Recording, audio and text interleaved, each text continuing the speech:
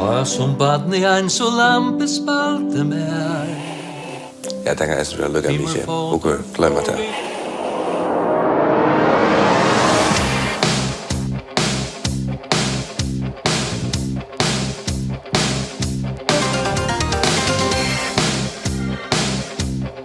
Hver vil ikke ha IT?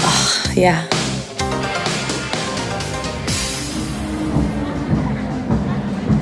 Här är vi så jätta stora skuggan nere vi in och Tinkusvallen. Alla hotellkaster, läser och Rigafälla, Rossen och alla vi kommer på plats och sen häver bara luckmaver och det. Det morgon och I förjon. Så läs livar båskaperen till vara luckmannen som sätter alla sökarna I 2000. Byrden tidigt för en komplöjer tar färre verer in under 20 alternam. Gångden beror isär är slasher 1000 föringar flytta hemma till att bygga för kvarstår som gånger. Det braktar av ötlonmotorn. JFK Seafood utvidar sig största skip I förriska flottan. Nära berg ska fiska svartskaft och landa för 1,5 miljoner kronor om året. Omframt att det är en 40 mannfolk som skulle vi nära berg så är det en 4 försk konfolk. Och Barbara, du har en av en som ska vi. Är du så nervös eller när så där för vi såna god mannfolk ut chips? Nej, inte det. Mer shower. Samma år hantar landstyresmävren I oljemalon 12 oljefälövon tjejleitingar löjve. Faroese Partnership rätt nu oljesamtöpen. Hetta verður aldar en attack för vaidna. Och inte ötlon, vaafältje och en ötlon till lokka vi häson.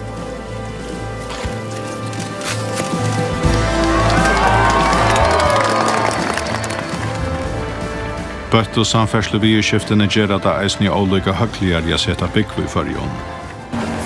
Stora frambrotte vi undersjåvartonlig under Vestmannasonte vil veruleitje I 2002. Afrikansberg, du var första turen I kökten. Vad tunneln nu, hur var det? Det var en största upplevelse och detta ska jag anbefalla alla förarna att pröva. Samstundes som utgjæren feknast fasta samband I under havenon, genga havnarfolk ørskimla av åbåten surrande geston, som vårendaimon ein møssom sommarplava. Det kanskje ikke av tilvilt at vespunar komnar, tog I vekkre hever ångande vere beter. Fyrsta år I unnutjo øldene besta solår I farjon og I et manna minne. Solen skrynner, hese glede I bøyene, det var han som var første at dreie gardinene fra, kunne båre nesten kvann morgen til farmen nekve vikene. Og til gå på å kunne bære. Få av stedene måtte folk være så feien, til solen skrynner som I fargen. Nutja fullvelde samgångan hever vi rak. Kjolskapar romantikeren tidligst endurføtter. Store folkafunderen og slattaratinti I september 1995 talande døme nutja hovleie I fargen.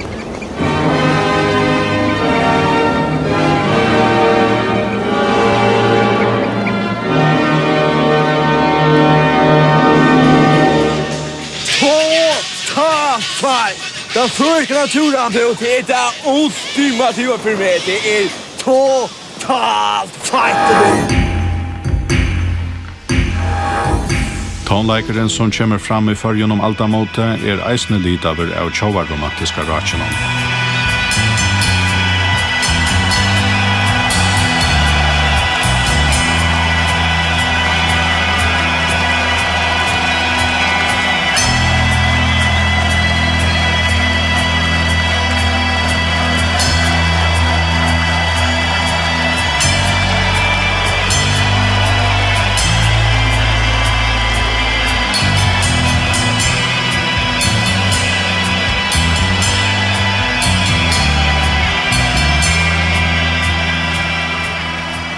Rockböckeren Toir veker ans vid synon ramli og kvejan og tolkjengon. Og diskotekon færre ungdomar oppa gulva kfurvan ta og I armere lentje som ta stora hytte donar ur hotellaren.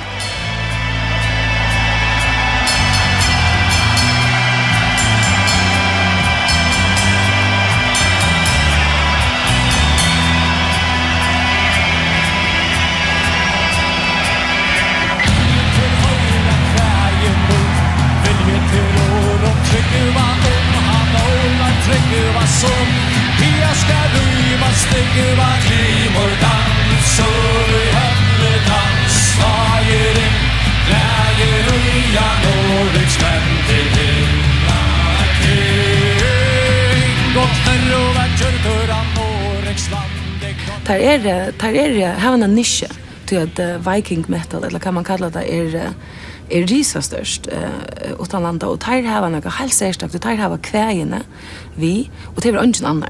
Så det gör att Tour är hemskänder och har finnit flera miljoner hits på YouTube. Vi har snackat om först på mäkna det. Freie til Bøltjen Tour verður satt i Kjepmannahavn under 1988.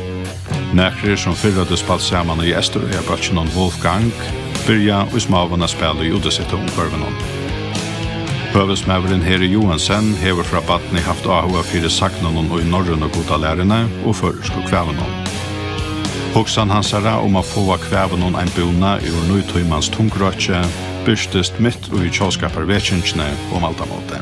Kvægen tung og det moll og rytman røyla tung.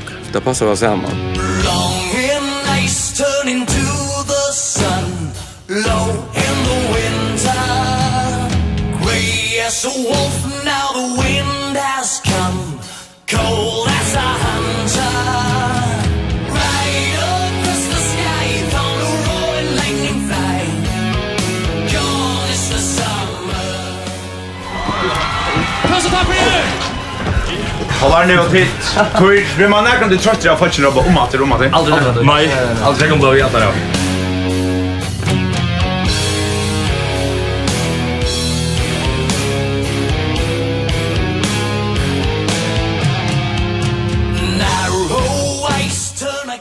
Ett nytt fyrirbrygden, Vuchinga tungmalmur, brått vereleitje og i føreskon tonleitje. Toir hei skiftande manning, og ta i oppruna sangaren Paul Arne Holm for Borserur i 2002, tog Heri Johansen av seg avbjørnsna av Sincha.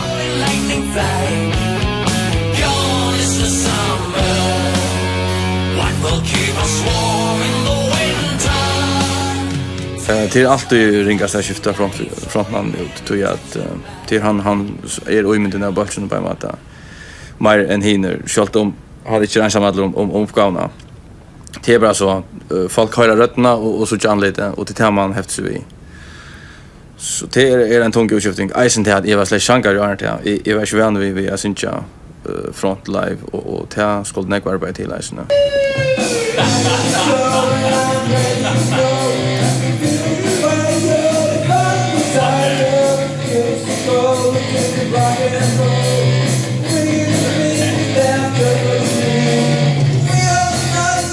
Vi punter han løt det en opptaka fra Nudjefors-halt, første opptakan ja, som ble til Tour, og første vi to synker. Hvordan var det å høre til at rævligt.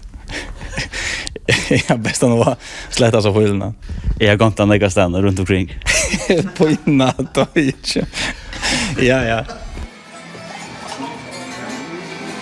Kom så inte det rens mig också. Tour lät fra seg fyrstofløvene i 2002. Så gjerne du æra utgaver komnar framt enderutgaver. Tour hever siden 2006 haft sottmåla vid platefelen som lägger til rattes konserter og fløveutgaver. Han så inom brande av reie, tjurur våa armenon, grande bergåd le av haie.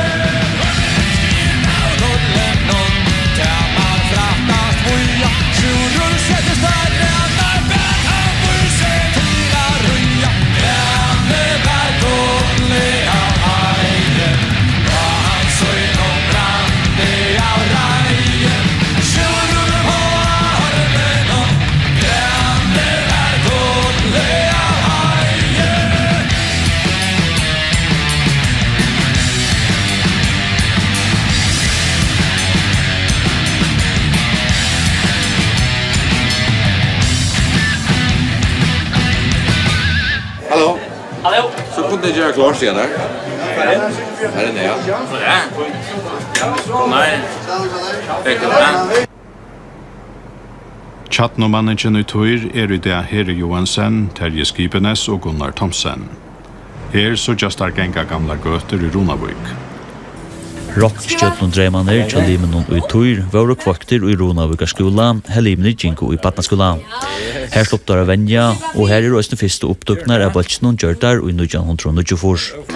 Og i det feres Tour kring Adlanhøymen og spiller konserter, og flere av sjønbandaløvene til Balchnon satt flere millioner ferier av YouTube. Men ferie mot rocktinten hever ikke vært nekka danser av Røsson. Talentet var ikke eise, og kring omstundere gjør rockdreimen til verløyga var elendige. Ja, alltså man skulle ta mig helt självsamma väl hade jag ta jag ja det skulle ha varit en och jag syns att jag som du hör här som vi är ju inte talent till bara hårt arbete. Havast her var konsertfer slekkan 3 inchen av Arenon, ber illa til a livet av tonleikjenon. Here Johansen bor i Tyskland i nøkker år, men flott i 2012 after til fargjera byggva. Nej, jag har ju arbetat av backa nu än att du backa frost. Så jag får inte chans att få göra det. Det ska mera till om man helt ur. Näck mera.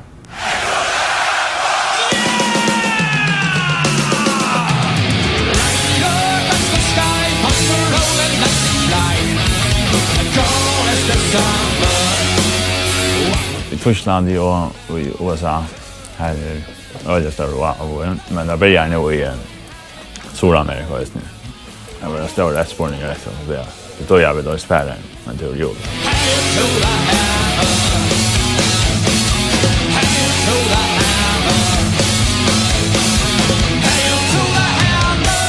Ja, stämmer nog väl. Ja, men här är kallt in i plattan till helt säkert. Ja. Det är den allra helst i sporten.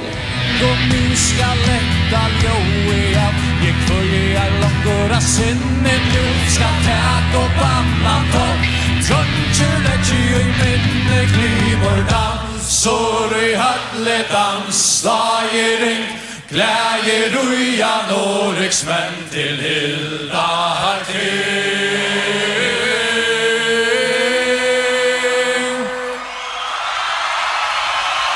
Tusen takk for det. Tøyr Klaksvøk.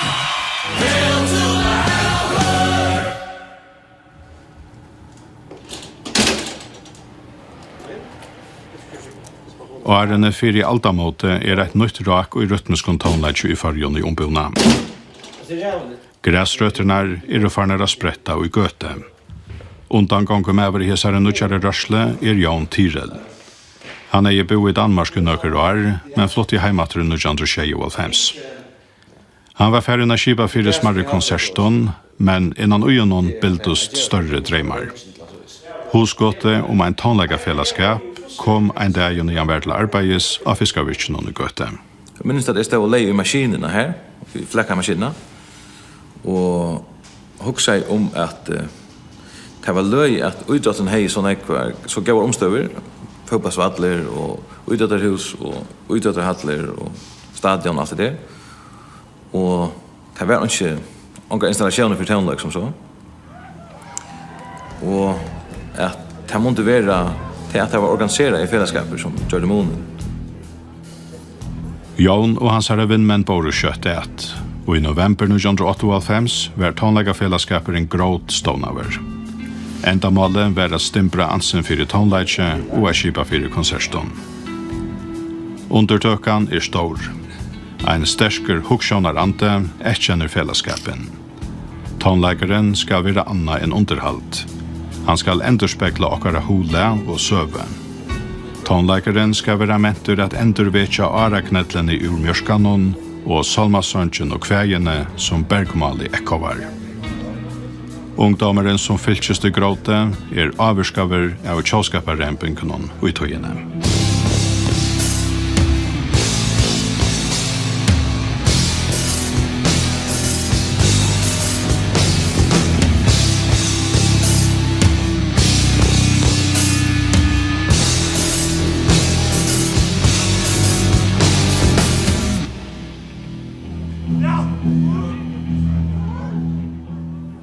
Det är simpelthen en tonlistelig vetjing som også henter i Kjallavøren, det er også den her tjåskaparrørsen som fer vind i seklen, ja.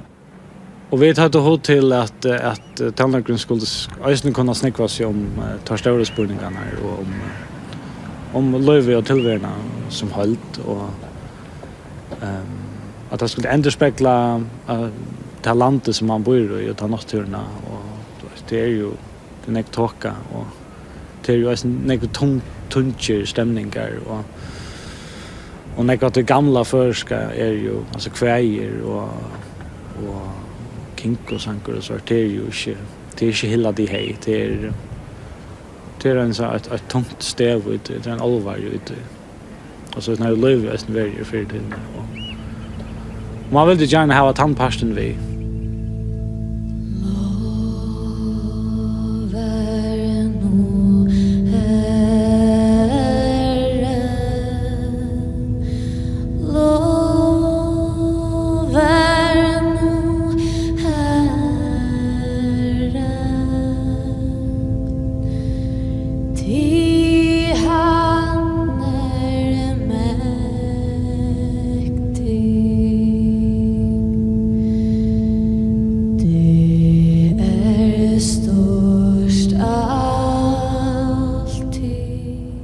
Ta var alltså luften i färgen elektrisk och på alla matar politiskt och tonlägaliga och allt det var alltså jag pratar ju också som bor utanlandet då och spelade tonlägg som brukar komma hem med färdas och som bara mest går sig allt vär hemma alltså och så bara alltså okej jag flyttar hem det var på tammaten jag har show över i högskola i 2000 och i Atlemar stälter men ta så är vi hemma att ta ut från mini och 2000 fram ta också säga okej kan det gå gott för här som man kan sen till hela sker på nu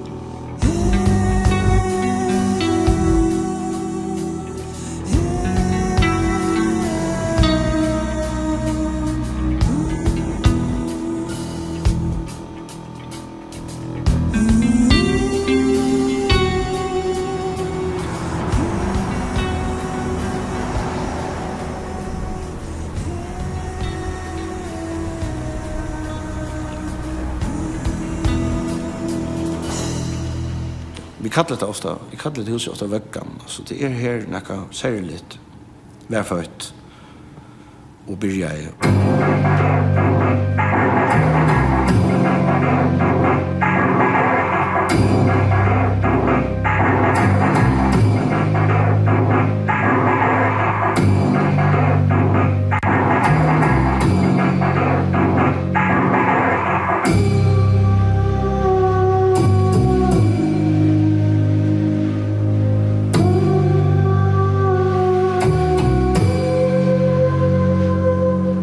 Tog och tonlösen är allvarligt. Det verkar som en syns en modreaktion mot dansa tonlösen där så det var inte allvarsamt på en annan måte. Det var och en uppgörelse när vi hallar danser och spela coverlö och sånt. Låsen blev väldigt gott musiksted. Så det snurrar sig om tonlösen till låsen till slå drycken ner och det blev inte dansa. Folk sa att lusta och dricka kaffe och att smaka. Det kommer från brödsamkomne och det var fotboll var öland dominerande och dansetävlingar och tävlingar vi gärna vill han passa sig in kurs i samkomna eller i den festliga parten. Jag kom från en bakgrund i brödsamkomne liksom ringt och spurte hur det var till att det gör det att det är om jag visste att om jag var klar ju att det var färdigt att göra och såna vis. Alltså visst nu att man har ett öppet förhåll till alkohol och onkel kanske kommer från en familj här som man har mer lucka förhåll till alkohol så var det problem för att spela vid tillfällen. Så på den måten hade det varit slä och kamp i oss. Allt det som är just att allt blev så seriöst och allvar.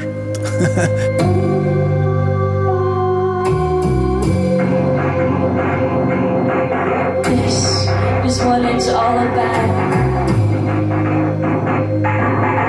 This is the moment we live in. This is the only second you'll ever get. So make it happen. Det var ikke så at vi att det inte lov att vara glad över ett lat år. Man flent lite vitt i öden så och man hejde ju stått lite men tonlager så det här var något kanske har väl allvarsamt. Det handlar ju mer om list än om underhåll. Så fick man sån spjalter alltså att det var sån ulpomän och sån här ur gött och det kött att så blir stereotypificerade av det så här. Om tänke störst och om men lätta skatt med liste att frat med liste att frat. Det kunde gått flackre alla med rättningar men det är öjning om kvatter är ordentligt cool och att inte ordentligt cool. Och vi först kan ta oss en brödast att när tog så är det exempel också annat blir cool. Det blir för religiöst på en eller annan måte. Alltså det skulle bära över det här och då skulle vi innanför det här och att spela dans, det var ett allt skulle vara så däpor så mycket och så var det cool nog. Alltså man vi det blir öla sekteriskt, det är inte ivig om det. Det blir religion närmast att tonlager blir slä av religion.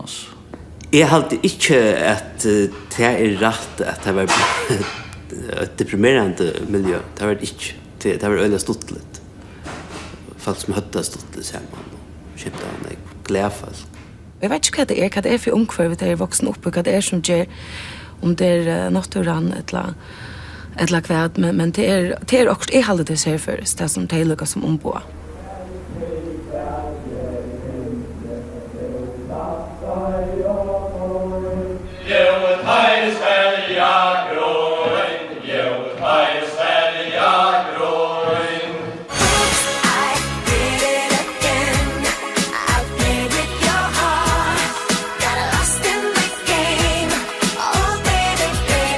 Kvinnorna är de mest avbärar och allt showattonlaka paddlen ute i heime först under 20-åldern. Ongen säljer såna kvar flöver som nudja popdrottningen Britney Spears.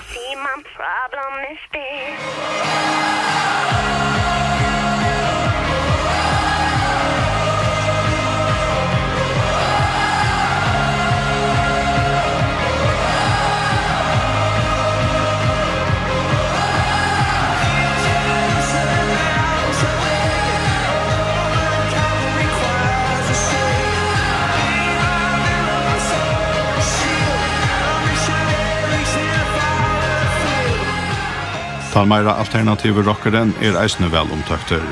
Coldplay ur Brettlande en av undangångobalken fyrst i øldene.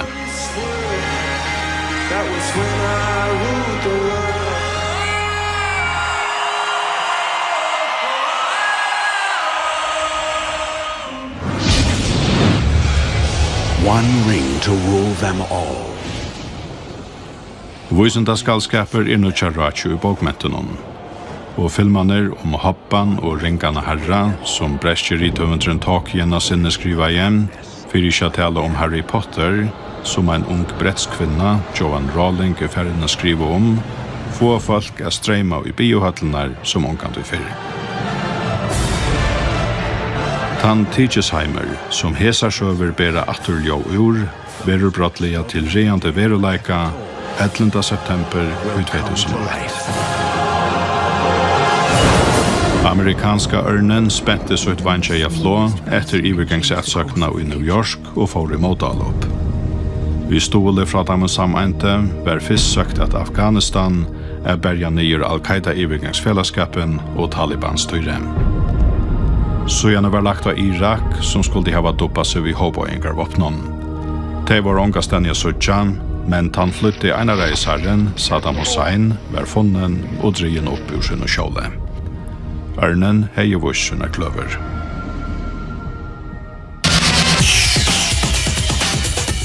Fjora priförjar tonlaka kaffingen i 2001 setter met. 34 balkar og einstaklingar bjóa seg fram. Alt landet verur nutjer tonlakar skrivaver, og i mange kjallere blir spalt og vant til store avbjørnsene.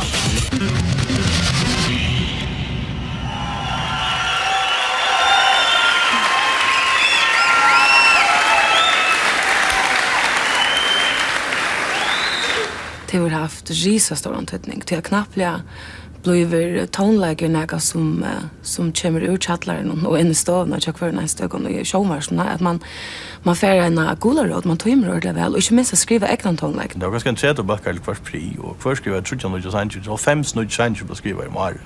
Det har skapat alla de bilderna av tonläger som kom ut. Vi tog och sändningarna för att han omförde upp på band och hukte efter om att vi tog finalerna upp på band och efter tog det här är en otroligt saunande virkning, det må man säga.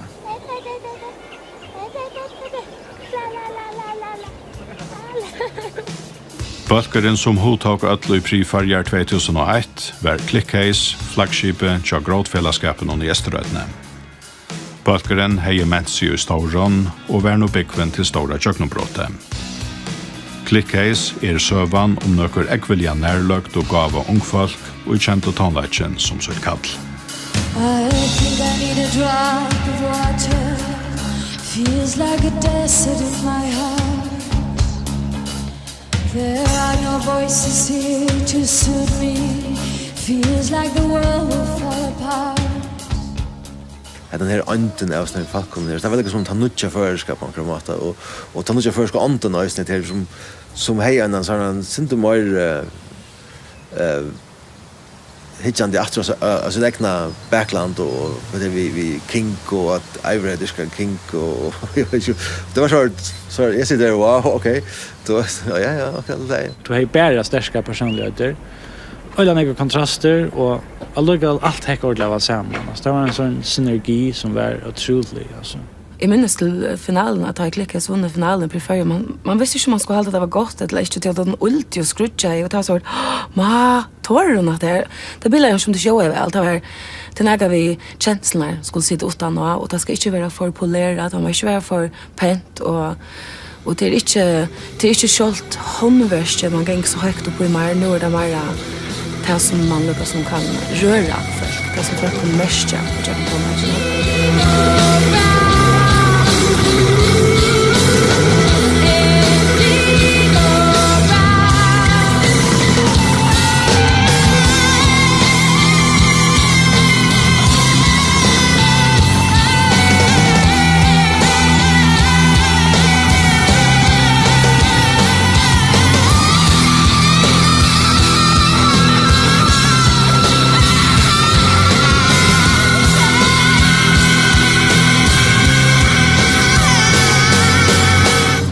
Det var tjej fast.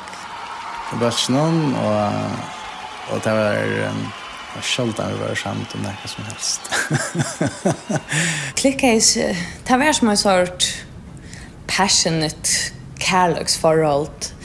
Det var att vi först var det äldre och osämjer och vi först så körde allt bara smooth och riktigt ordentligt väl. Vi kan gott bruka 3-4 månader en vännigrad på ett jättelä. Svackligt att bruka så länge tog i bort. Man blir klickar att sitta lunch i en vännigrad. Jag tycker inte att lagt inte tänka mer än vad vi gör då. Alltså, det är nästan första RG vi gör första enaste slä av trummorna. Kvar akkord, kvar tonen först. Och vi där allt går vinner än så som vi var rukande i osan. There's something in the way we pretend to dream. There's something pretty funny in the way we scream. I'd like to scratch the surface with a plastic knife, but I don't want to spoil myself, made alive. My baby is the queen of the nightingale, a psychedelic diva of the killer whale. She said she wants to make me her private pill. Vad mest namnet Clickcase? Det mest flirting. Det mest bara att det slik klipp i hött någon. Och så har vi just det syndra enskon som att man klickar i köken tåkna på internet till dömes. Och simpelt bara man är idiot. Där man ofta är för spelande tonlage.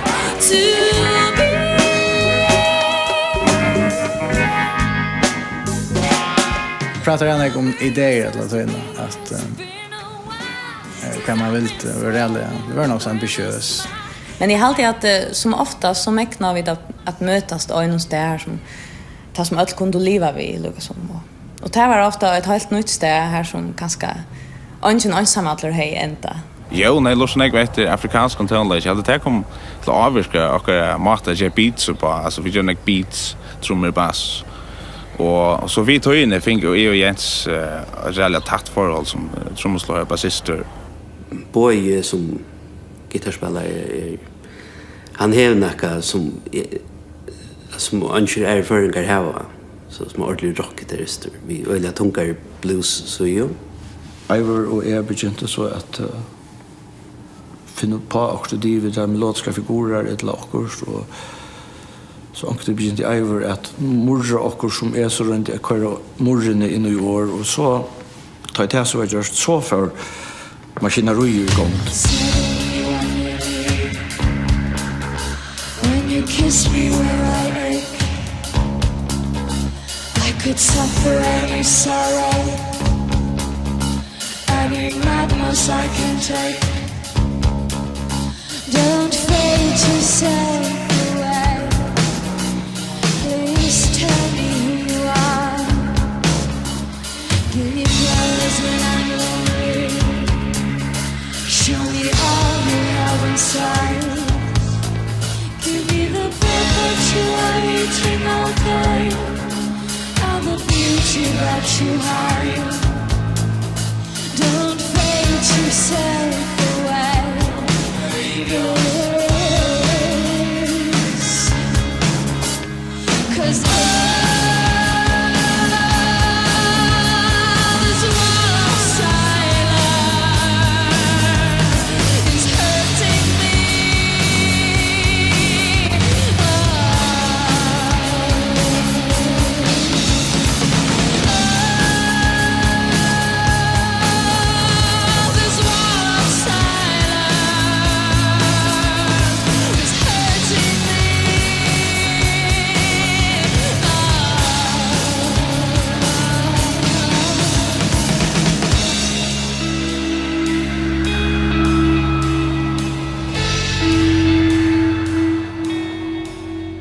Att skriva och det blir just kollektivt i Svenningar. Ofta här är en rytmisk figur, eller riff eller akkordsåret. Och så byggde vi och tänkte på det och så kom också vi en melodi. Och så kom en text ur attarna. Det hade ju varit nog så vanligt modell jag. Jag minns att läsa om Indigo Brow, det var ett huskos för Jens som var levererat på 5 minuter och Ivor gjorde en melodi och jag gjorde en text innanför ett kvarter. Så för en 2-3 månader vi att bitcha. Indigo brown.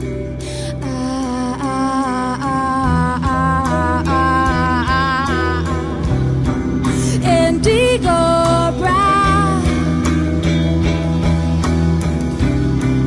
Indigo brown.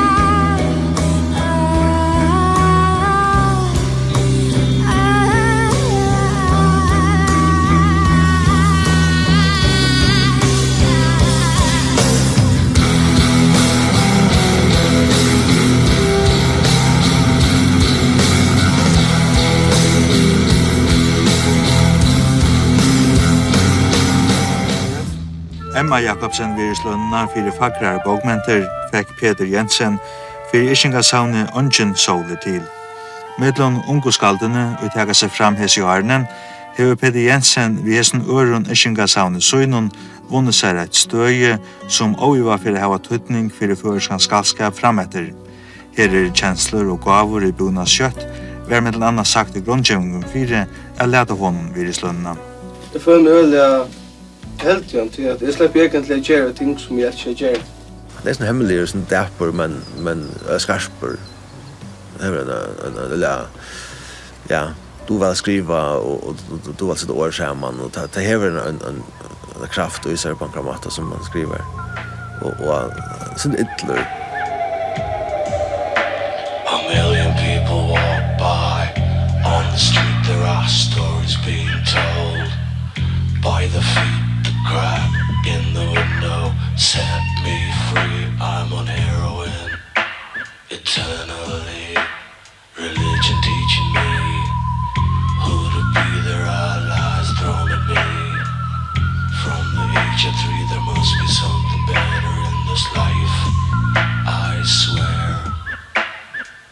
I've had it up to Melodiske drotteren tja sangkvinnene motsetninger til meira rave og myrskuløyenganar tja sangarnon. Tonleikeren verur til meira fjallbrøtter og samansetter. Agengande riff og flåtande gro ligger under til støve var skiftenon og i holenon mellom ljós og myrsker.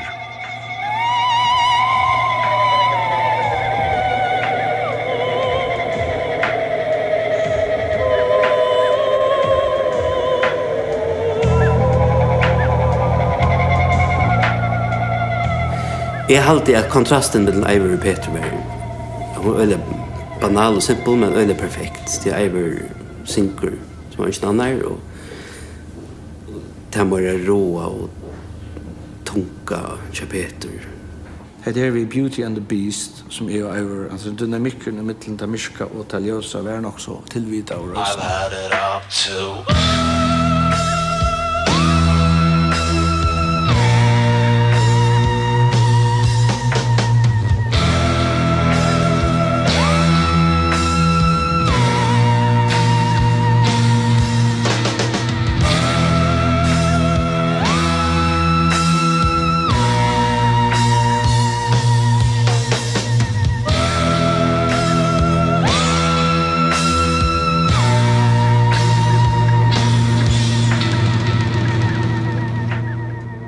Kappis knallhør I kvöld, og det spurning kvar fyrra vinna. Vi kommer fra Vojar her. Håper den beste vinner. Til øyler ikke å si. Klickcase. Spyr han. Klickcase, helt sikkert. Det har vi överhuvud ikke stått som. Det handlar bara om att spela till henne. Nummer 8! Ikke om att vinna så. Klickcase!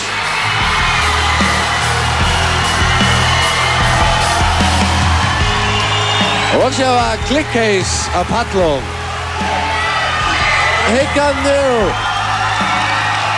Torbjörn Jakobsen handlar där nu. En vinnare brev så säger att de har vunnit priförjar 2001. Det innebär så att de kunde färra till Danmark och spela in och göra en studio och lägga det här. Ja, jag finns Eivor här. Hon ser hassklämt och mossan hos mig då, eller så du? Eivor? Jag vet inte. Vad ska jag säga? Eivor, hur ser du då nu? Jag lär inte säga till mamma och pappa. För nästa. De sitter efter här. Jag sitter ju Paul. Hej Paul. Ja, hatta var ta I Klickcase vunnet priföljer. Och över folk var tåsa nok snägg om så som to var av paddlen akkurat här så lödna. Vad var det? Var du skaj? Var du sjuka fast det? Nej, jag var inte skoj. Jag var nog sjuk. Jag har halsbetänelse. Så jag måste inte komma vid till priföljer. Men jag var glad. Och jag är inte sjuk. Jag har alltid det nästa. Så det var ganska mest glädjesrusor? Ja. Anseren fyrir Klickcase var overstårer etter priföljarsyren I 2001. De fera var snägg og hadde var somre 2002 flere konserter I Norrlondon. Og I Danmark spalte de av Roskilde-festivalen, Midtfynsfestivalen, og her så gjør vi de av Nipe-festivalen.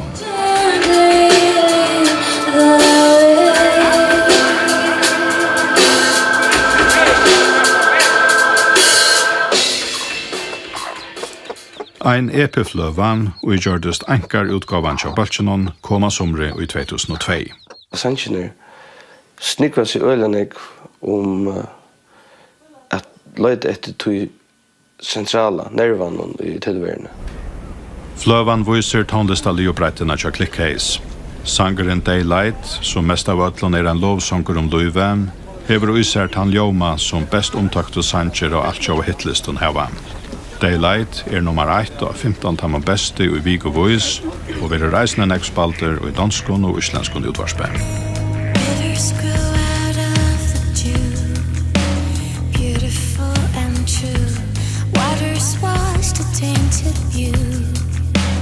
Daylight shines right through.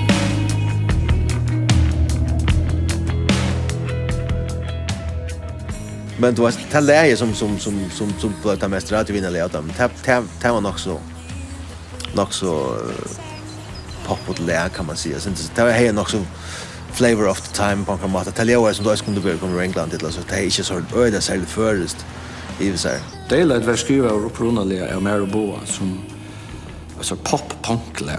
Fulltröna kassan och boy pumpa efter jökna. Jag gör det alltså melodin här bara 100 kilometer och spalta då och spalta för in och det var sin fjollos eller så men här var också så onkel och så minns jag shade upp av ett halvera och tempo.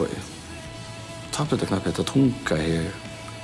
Och så minns det inte kvart det var men onkel fänka i nämligen alltså pop-melodien och ut och det kan inte vara flipp det är i mörker så jag kommer spela så på det så nu får jag ett till så gör det där måste till lite.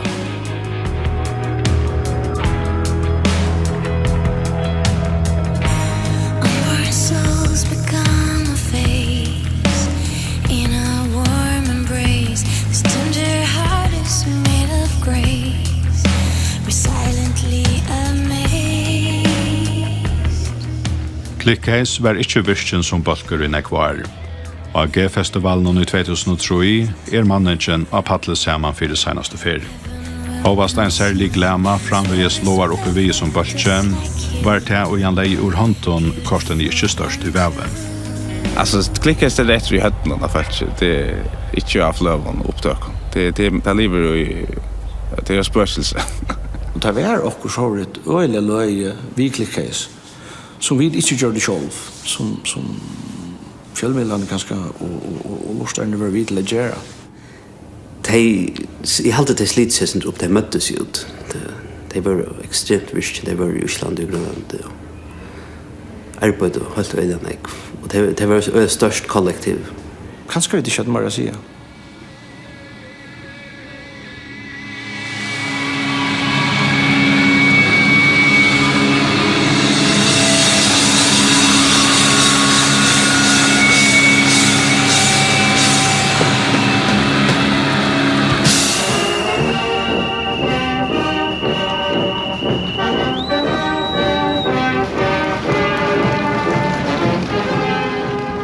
Hova stormal å bretta noen i fyrjon fyrst under 20-eldene, få smarremål stånd mest til omrøvene og i allmänna rummen. Vi styrt og fyrir vagino. Vi styrt og fyrir gosse vi hugsa om vaginer. Og oppa til meira fyrir gosse vi ikke hugsa om det. Og i 2002 fikk han sjånlager av tjåpatlen og føringar i tvinningar. Ginosøver var og eisne fire av politisk stie. Att vi ginesövon och det kan inte också med att det är rätt att landet blir pengar så något. Det är inte utan lämjande för samhället och det är inte gott i snär. Nej, vi kommer från Sydlex-planeten. Sydlex 3 för precis. Ja. Här kommer vi så ta alla möjliga former. Det är rätt roligt. Det är inte alltid alltså urstopotter, klämma och låsastänk. Vi kommer fast skifta form hvis vi vilja. Og da må vi til å gjøre det annars kommer vi ikke spille. Jo, jeg kan godt spille som urstapott. Det er noe sånt, det er litt. Det er noe elda til kom? Ja, men.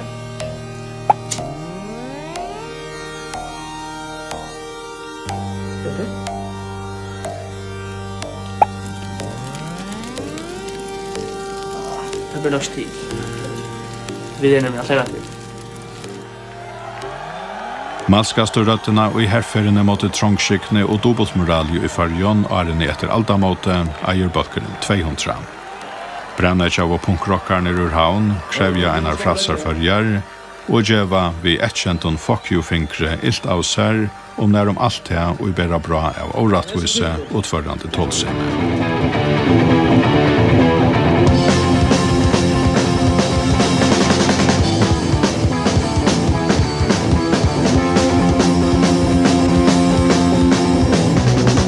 The liquor, on the rocker a gimper, sweeter air, on their sambans gimperen, det glinsar svarta, sambans gimperen.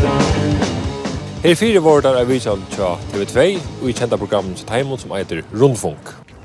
Og, Rune, du skal lige lidt længere. Okay, smil! Det blir godt. Jeg glæder mest med løyde bad. Mørkret og kjemmer. Jeg vil glæde med lykke, så i september. Så er Rundfunk sightseeing-turen kommet her til Amalienborg, hvor at dronningen bor. Hvordan har I det med hende? Hende er vi så som en egentlig ligeglad med. Det er et hoved på en mønt for os. Egentlig. Der er også noget med en t-shirt. Ja, vi lavede vores t-shirt, hvor der står, at vores eneste kongehus, det er Graceland. Det er Elvis Presleys hjem. Så det er vores konge, baby. Det er herligt, altså. Det er, jeg var ikke, jeg mener, at som er forarkast af dem, men jeg forarker mig i behøver. Ja, mamma er mindes tøj, at mig er flytter. Og jeg står her i duren, og vi kuppes det og ædler. Så brænd det til, og I mamma er det penge, mamma. Men det vil de ikke have mig, at du nogle danske sæler. Det sidste sted, vi vil vise jer, det er jo Christiansborg. Det er vores regering sidder. Hvad symboliserer det for jer? Altså, det er jo de her døre her, som vi skal banke på hver gang, at vi skal tage nogle store beslutninger. Så hvis der er noget sted i Danmark, som vi har lidt blandede følelser med, så er det nok her.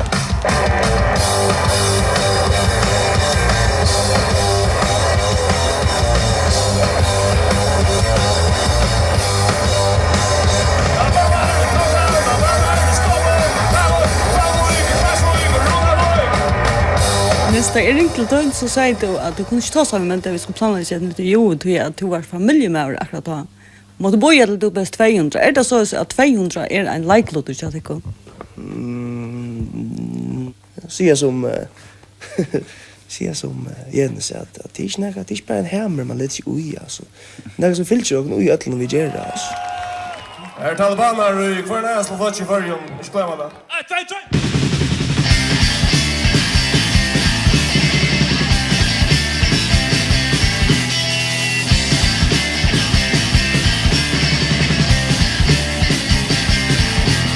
Det kommer upp till en mars för att fylla med en punkt. Sänder med till helvetes, du är vad funkar in jag bättre.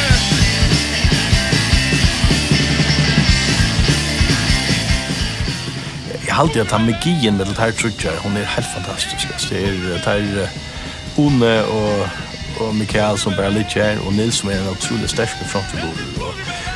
Jag hade ett som man ganska undervärderar vid 200 till textskrivningen. Textskrivningen är helt fantastisk.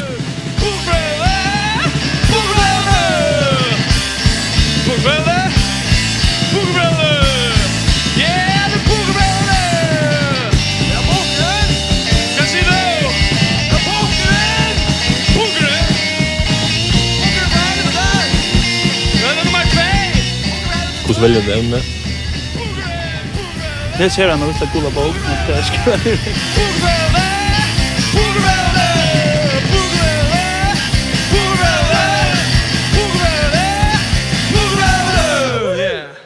I dag annars planlagt Trudja Sanger till en som heter 2015 och en heter bara en Mercedes och nästa heter 204. 204, ja. Och radikalt självstyre med evna. Ja. Till närmast satir om när vi tar du eller väl att prika och att sätta tingene, så att tingene från en skoj vinkle kvart gång fyra. Men allugal är det viktigt budskap att komma vi att vi må ha rum satt där i samhället och vi må att det blir till att det blir en kvar som nu den avgående auto som det här i landen. Så på samma sätt är det viktigt på samma sätt att du vet ha många såna man säger balkar nästan långt. Vi har en sang som vi manglar Gerra, han ständer i min guldbok. Han ska handla om en showman som är ute i kappa någon i kläka och ett lån. Han fiskar först. Och så grämmer han sig om att damasjonen är i havn och du vet, hukar sig i havn och brukar alla hans skattalata. Så jag vet inte hur nila ska vara att du har brukt alla min skattalata, baby.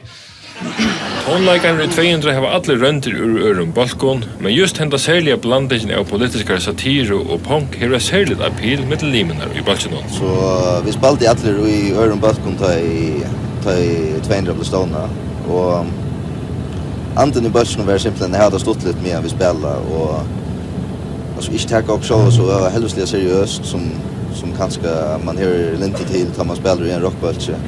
Ju större finger ju bättre och hvis det blir så ballata och stort så är det bara cool. Det kan gott virka som om att vi är förfärligt och vi spelar hårt och kött och men alltså jag hade skjutit ytterligare på det.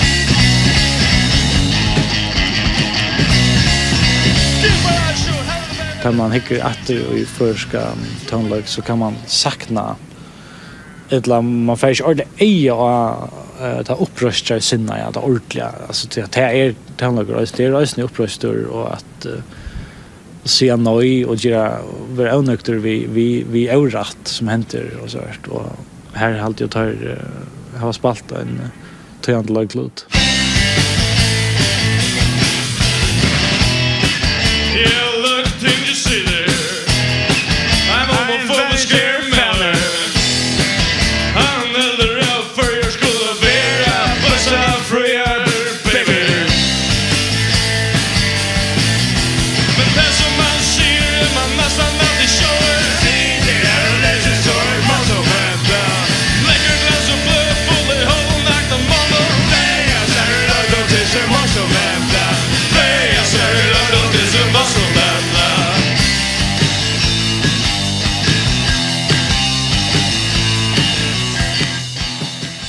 Det som ligger grund för den här texten till politiska löv i det och här är ABC-samgången med Nolluksson samgången som vi då kallar det.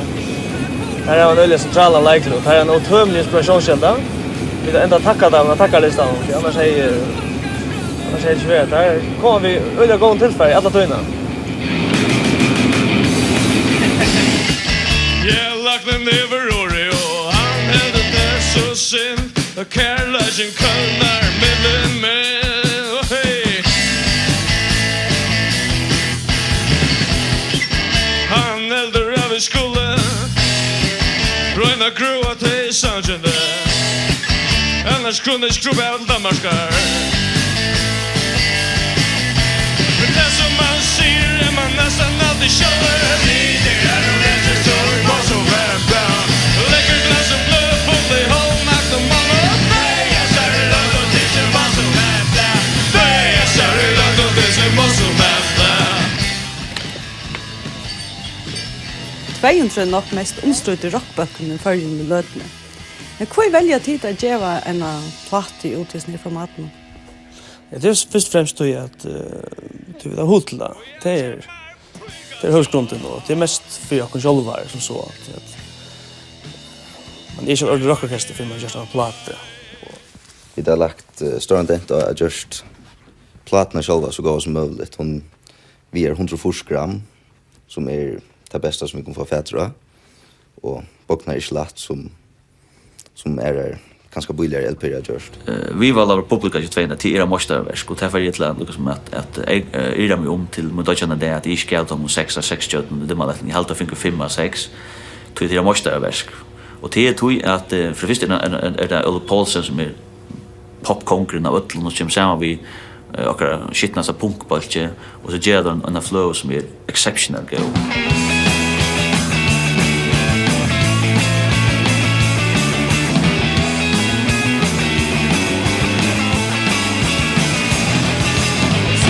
Show from me and I voice. So yeah, man, some in the mess of my grace and play the stacker.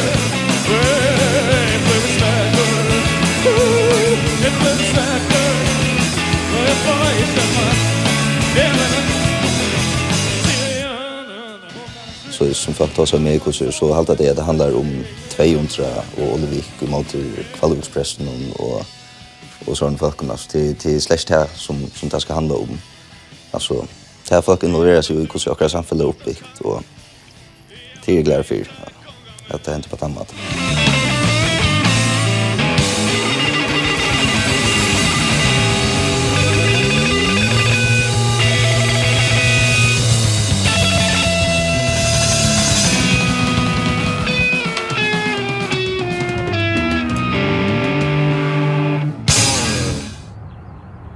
Tarføringar som kreppoaren i 90-åren gjengår vi ringar i oppsikt i Danmark fetta seg nå av.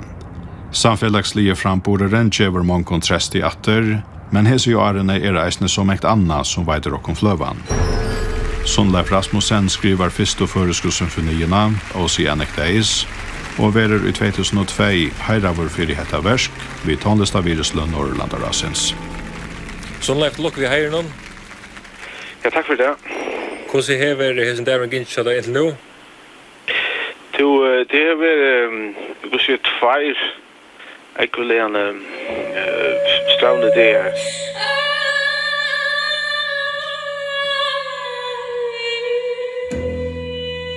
Samme år verer annerlista mever, rithøvendren Johannes Nilsen heiraver vid norrländsko dramatikara viruslønne, fyrir sjånleggen Eidernakaland Weekend, som tjåpattler följa fromsunt i året 4. En av samband som det är värsta tå som vill följa i Danmark, det är att det psykiska och reagerar sagt gott man med äldre var sista böt. Trumningar, är det så finns på. Östlide är en tusen av pastorna för skulle tjoen psykopater och det exporterar alla och incest gen. Mamma du nu pappa du var till sisten. Jag bättre skriva en like här som Jack svart och svart alla vägen jöknen där. Jag tror inte orkestret lägga list det här den här sura revarodsrealismen som särskilt Norrbäck var norrländska rithöndar mästare. Och här har de möjlighet att lägga sig sammanlagt och 8 och vi kommer till fjordo och senast på kapping 4 parsten och här lägger han sig på 8. Føringar eier eisne sterkasta mannen i Rujtjenon. Reien Våadal vinner her altjova kappingsna Atlantic Giant og Olasøke 2001. Vi bjóva eisne heimsens sterkasta telvare av, og av somre 2001 hever Garry Kasparov simultantist mot det føreska landslinjen i Norrland i Husenon. Kasparov vinner 5-1, men John Arne Nilsen og Heini Olsen telva jamt mot de heimsens besta. Vi smiast heller ikke borster at han må stå og leikvallene. Malmøveren Jakob Mikkelsen verer dansker mester i fotboll vi her folk i 2000, og Ari etter kjør Tode Jonsson honom brakt i etter som framherje og toppskytten til nutja danska størlinjen FCK. Stoltleitjen enderaster, og sterskar kjensler bildjast i barmen ta et ombord fyrjar. Tansvinne landslisvenjaren Allan Simonsen, Branaie og sprakk ut som bleider med over av frafæringar samkomme til fotballsambanden. Og Tode Jonsson beit av kampi i sinnesrørsle, ta han etter stegg av landslinjen i 3 år, kun kjørte i 20. funte, at han nå atter for å spille 4 fyrjar. To all fagra land mot min dyrasta om. Ta 14 gamle dronkeren og i syngur bæge føreska og tuska tjåsanchen 4 fotballslandstisten av Torsvøtle og i 2003 4 nekvon millionen tuskun sjånvarsidjaron, hei longo nøkker arabætje som sangare. Det som de fleste unge kanskje drømmer om vi ikke ut til 12 år gamla brander enn i utførere. Firebil ser han kom og en stora plakat, og i andre kveld han høvesnavn som solister av paddelen i Norrlandhusene.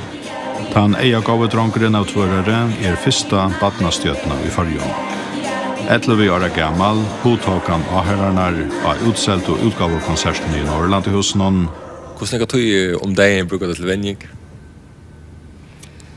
Ganska dansa i halvan timme, och så synger jag halvan timme. Och så alltid pauser och så spelar trumpet.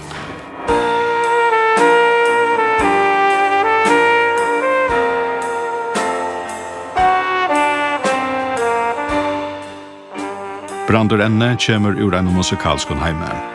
Foreldre og syskjen spalte öll i hotnorkestret, og 6 år gammal får han att spela kornett.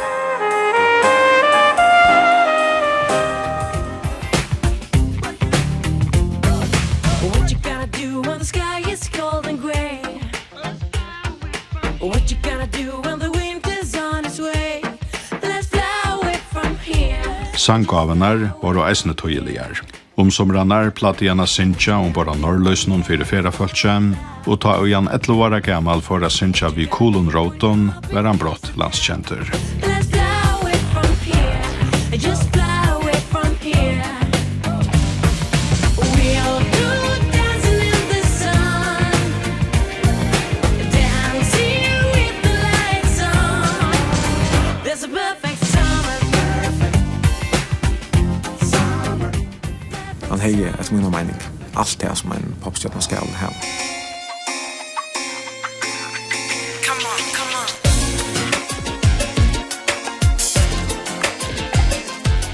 Steintor Rasmussen, som hei arbeidt vi ungføltsjo i verkatlanene Kola Røter, vært han og tog sti til å få brant enne fram som føreska ungdomspopstjøtene.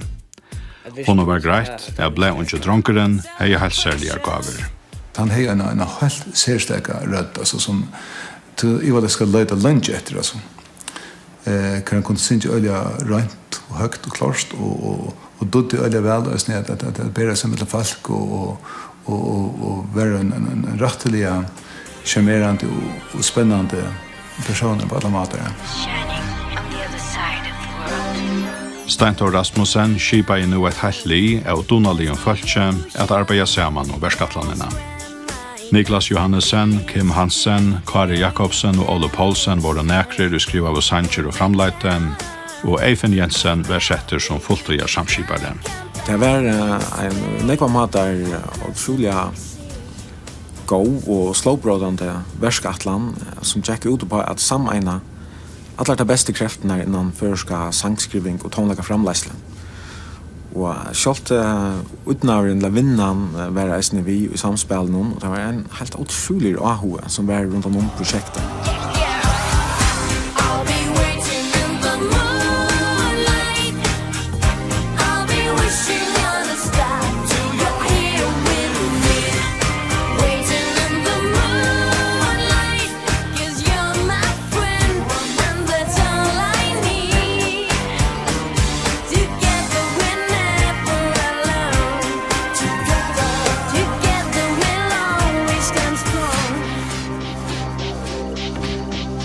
Filmsopptøkene til sangen Waiting in the Moonlight var og gjørdar imsastene i landet. Opptøkene vester i Bø var og en kaldan vetrerde. Det var så det øyelig spennende. Det tog en 2 dager at jeg kan videolegge opp. Alle opptøkene, men i månedvis er det ta over alt vi danser og alt blir over. Ordentlig nok var. Det var nok folk at chat med i sin videolämning. Det var nok statister og fotografer og stylister og nok folk at han fikk.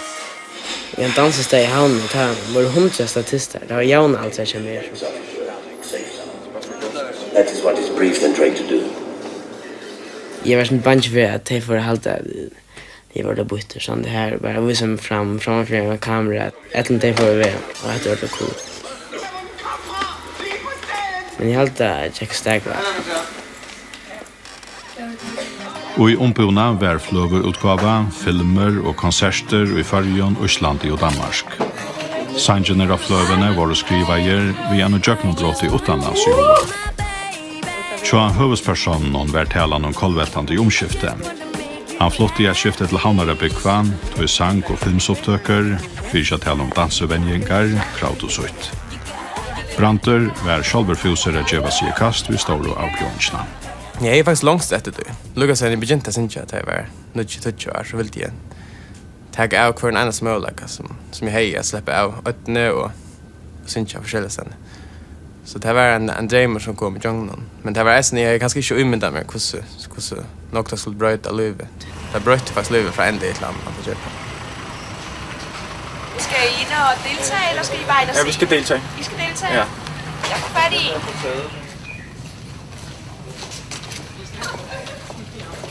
Jeg var nere i Danmark, og så har vi en sending til Bobbe. Och det var öde spännande, det var öde störst. Och det var ute i nordisk film. Så ser du här, och så ser du här. Da jeg sang, så var alt det dansebøtten, det stod her og klappet og sunget vi, og det var det stort. Jeg vil ønske dig rigtig hjertelig tillykke. Held og lykke med din CD og din karriere resten af tiden her. Tak for det. Jeg håber, at du bliver en stor stjerne. Og så blir han også selv at skriva sanger og viste hekkene at tog i øyne. Og tog kunne man nesten ikke lade være ved at jeg har ambisjoner om at han kunne kanskje røkke Hagre Malvan. Leien gikk nå til Oslands, og hauen fire brante var stårer, og fløvan gikk som heit brei.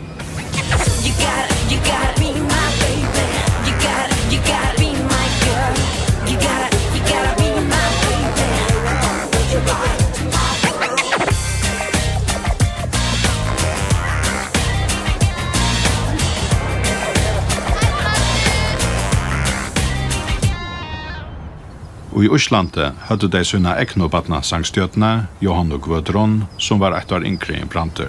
Still friends, and I hope we'll be forever. 'Cause friends, they should always try to stick together. Still friends, all the time like sister and brother. Like friends, we'll always give it for each other. Johanna Gvødron månte sunnje Øsland til Sigers og i finalene og i europeiske Melodi Grand Prix sangkappingsne i 2009. Couldn't do this to me, you would be my friend. If one of us is lying, there's no use in trying, no need to pretend.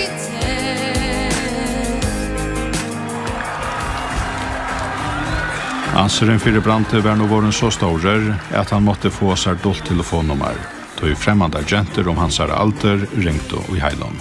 Nej, jag måste skifta nummer några affärer och så ringde till pappa min och mamma min. Men det alltså allt det folk som tog kontakt med mig var alltid fitt och så det här var så många några problem. Thank you. Idoldiskan är löjen för människan. Alltså det men det är viktigt och jag bruk för att såcha göra onkel ting som det ganda känt alltså. Men alltså bara när vi ställde mig att känna så sa det att jag var en pura vanlig person. Ta väl allt här bort. Det vi tar inte ska det vara framtidsatt. Ja, det hade jag väldigt stolt. Det hade jag gått in men jag vet inte hur det var. Och så var om 3 år liksom. Branter är personlighet och charm och han går rätt. Vi var inte helt i att vi kommer sen sent igång till så han så rätt lika som plötsligt knappt vuxen mitt i hela så vi vill det första plattan kom ut till konserten att det var en lång och bra som is näck vad det blev så är allt det där där som vi då inspalt och ja. Branter enne ångant i givna syncha. Og Arne vi Sanchi og Tonlage i Svøretje var honom ekvelia mennante og hentenka røyk, men nu han atter her i Alperjeie, heima i Sore. Kallt ute nu og skip til segla heim og suna trygg og havn. Nu tendras tøyner ljus og te blektra vår og pløysa boi og lån. Kava flikrur falla nira til suja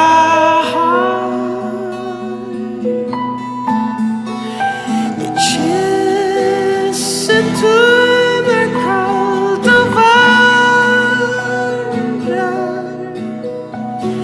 som flöva mina sår. Så jag har ringt och inmyndat mig ett liv utan tonlägg. Det är... Ja, det kommer nog alltid vara en par